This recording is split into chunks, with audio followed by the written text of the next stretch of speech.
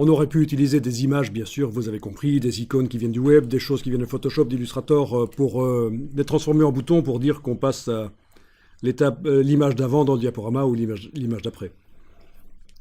Bien. J'enregistre le document, c'est toujours bien.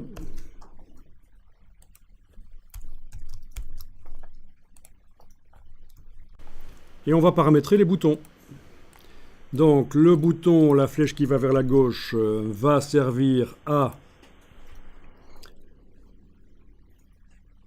atteindre l'état précédent, pardon, l'état précédent bien entendu, l'état précédent. Donc dans la liste des scripts d'action pour ce bouton, atteindre l'état précédent. Et là, vous subodorez qu'il y a déjà un problème qu'on va avoir.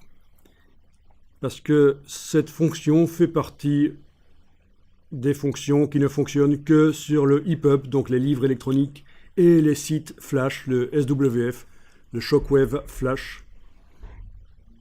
Donc dans un PDF interactif, ça ne va pas marcher. Mais on va quand même le faire, parce qu'on va voir qu'il y a un système pour le faire marcher malgré tout. Donc vous allez dire que c'est la fonction de ceci, c'est atteindre l'état précédent. Sur quel objet a été multiple du document? Ben, il n'y en a qu'un seul, c'est facile, c'est celui-là. Est-ce que quand on revient au premier état, à la première image du diaporama, est-ce que ça permet d'aller à la dernière, de faire une boucle ou pas? Pour l'instant, ça fait une boucle, hein, sauf si vous cochez ça.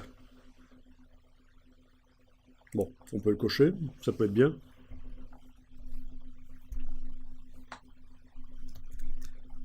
Ok, on fait la même chose pour la suite. L'autre bouton,